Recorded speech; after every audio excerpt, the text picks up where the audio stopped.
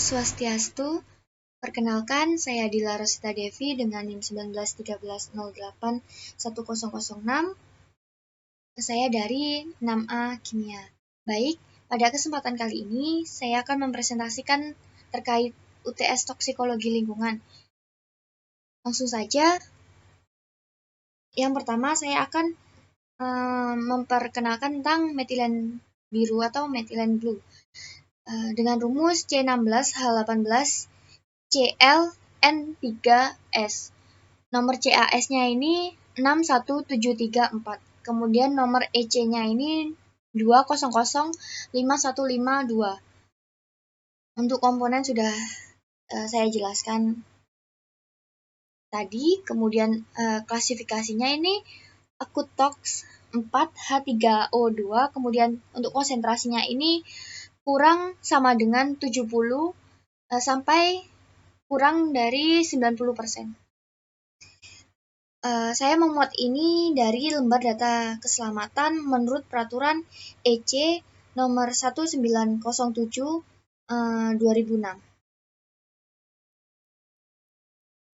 Selanjutnya, metilen biru merupakan salah satu zat warna dasar dengan struktur senyawa kimia aromatik heterosiklik.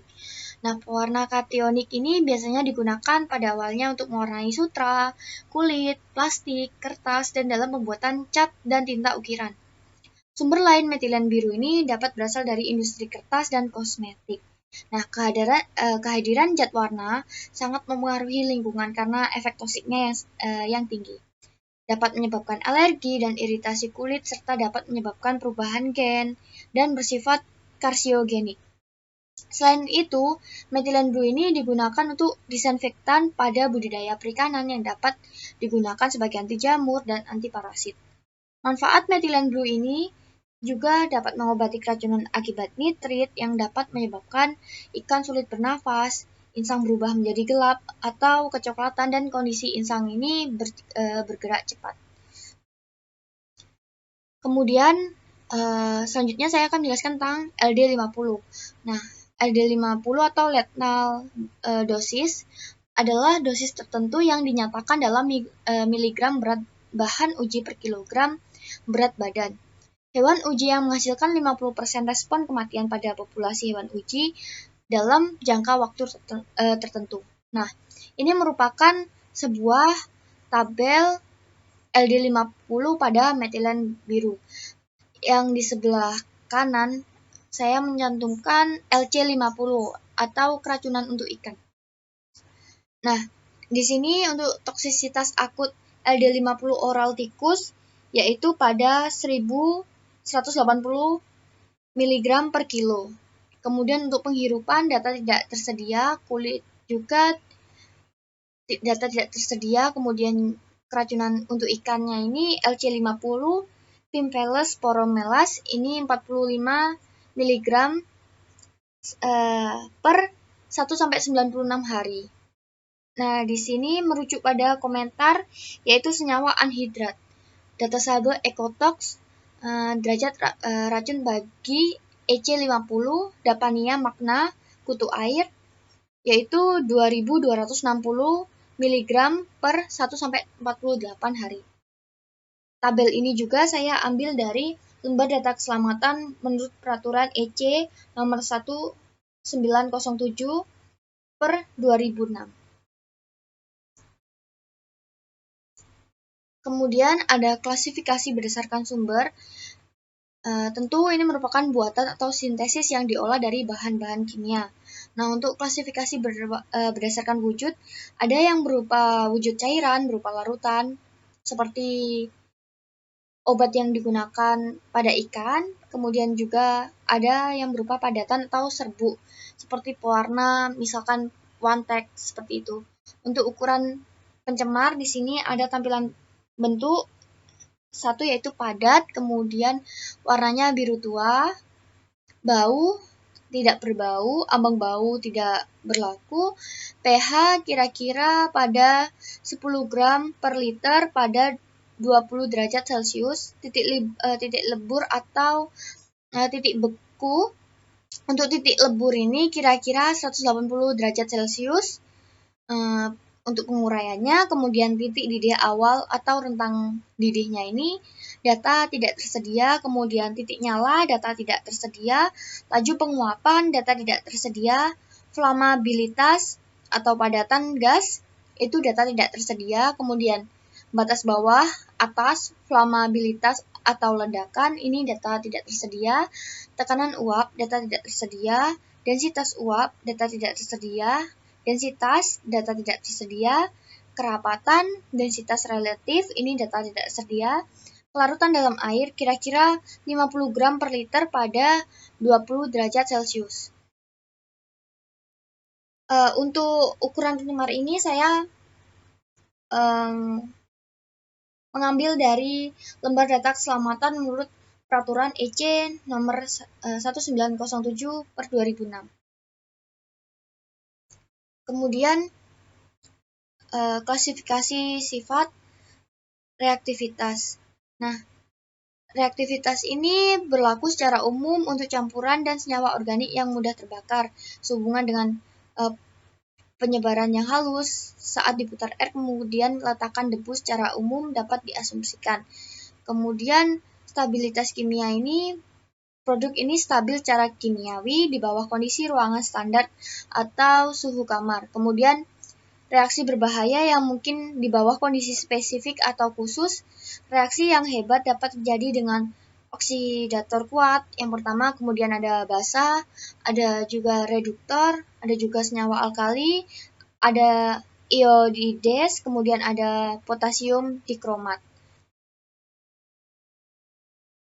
Selanjutnya, klasifikasi atas dasar terbentuknya pencemar. Pencemar primer, tentunya ini merupakan pencemar primer dari limbah industri, yaitu industri tekstil. Nah, untuk klasifikasi atas efek kesehatan, saya mengambil contoh ada kanker dan teratogenik. Teratogenik ini merupakan teratogen. Teratogen ini zat ataupun obat, misalkan polutan, yang ada dalam kehamilan dapat menyebabkan perubahan bentuk atau fungsi organ yang berkembang pada janin. Nah, sebagai misalkan pencemaran air sungai akibat limbah industri tekstil yang menggunakan warna methylene blue atau yang lainnya, itu akan menyebabkan pencemaran sungai, dan apabila dikonsumsi secara terus-menerus, efeknya akan terjadi teratogenik ini. Selanjutnya yaitu klasifikasi atas dasar kerusakan organ target. Di sini ada hepatotoksik, pneumotoksik, nefrotoksik.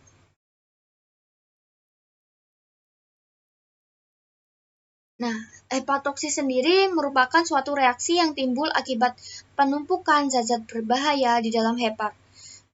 Hepatotoksik ini akibat bahan-bahan kimia yang harus dipertimbangkan sebagai kemungkinan penyebab penyakit hepar. Kemudian juga pneumotoksik. Pneumotoksik sendiri terjadi pada paru-paru. Nah, apabila zat pewarna tersebut terhirup, akan menyebabkan penyakit yang serius apabila tidak diatasi dengan benar, dan penumpukan bahan-bahan kimia tersebut berada dalam paru-paru. Kemudian juga ada nefrotoksik.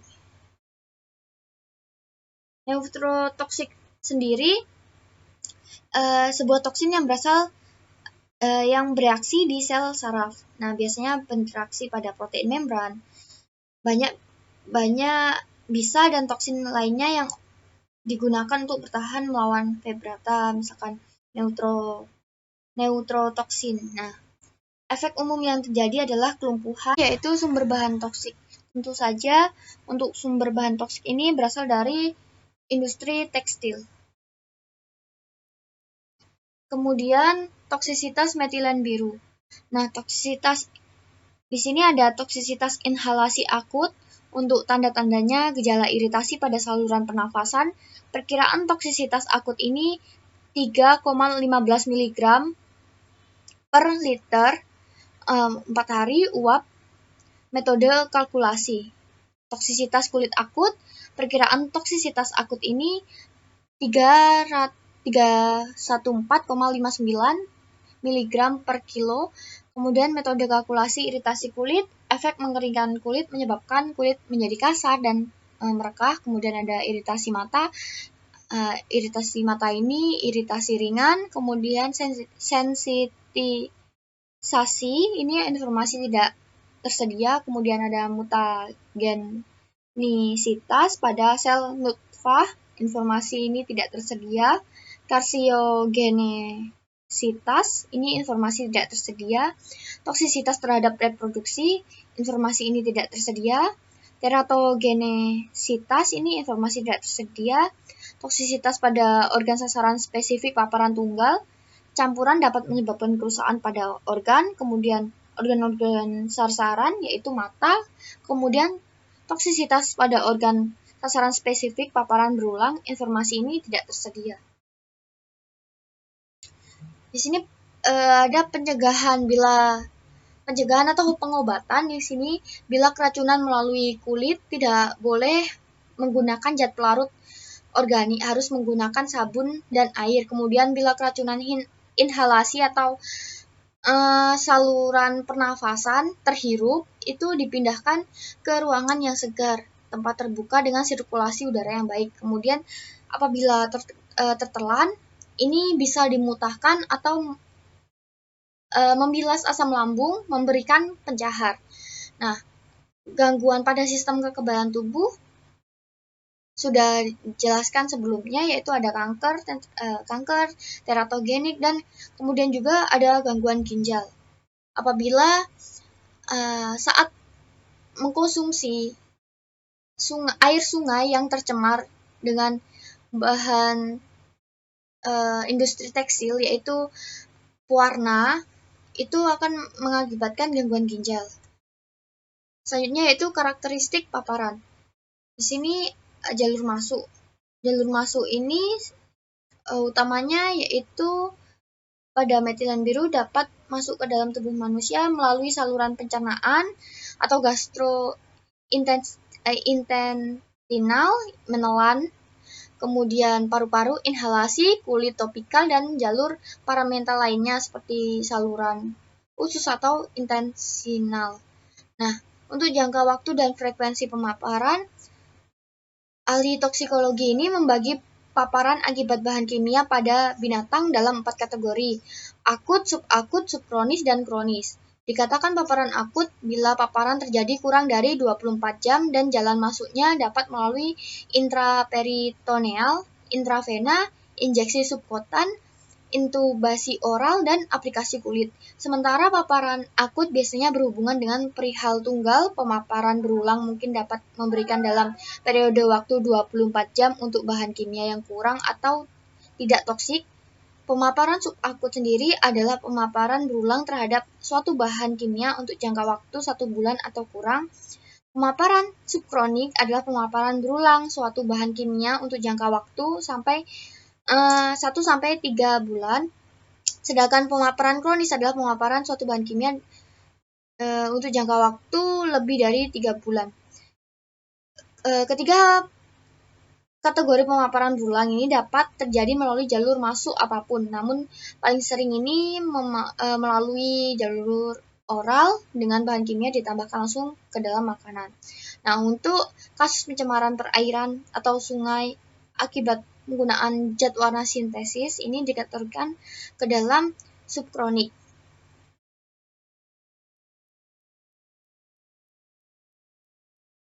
Kemudian aliran toksikan dalam tubuh manusia dan lingkungan. Nah, untuk lingkungan sendiri, pencemaran ini dapat melalui udara, kemudian juga dapat melalui air dan tanah. Kemudian untuk tubuh ini ada absorpsi toksikan. Nah, saya akan menjelaskan tentang absorpsi toksikan ini. Untuk absorpsi toksikan ini ada absorpsi toksikan pada saluran pencernaan, absorpsi usus kecil, kemudian juga absorpsi toksikan pada paru, absorpsi toksikan pada kulit. Nah, absorpsi ini penjelasannya yaitu merupakan perpindahan toksikan dari luar organisme menuju ke aliran darah dari organisme. Nah,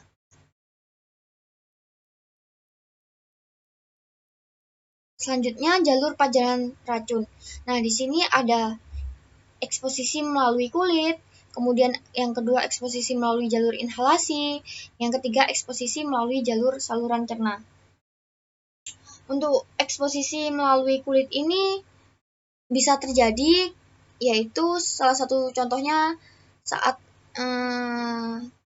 menggunakan air sungai yang tercemar akan terjadi iritasi jika pencemaran sungai tersebut dikategorikan tinggi. Kemudian juga untuk jalur inhalasi ini yaitu pada sistem pernafasan apabila terhirup dan masuk ke dalam saluran pernafasan. Kemudian ada melalui jalur saluran cerna.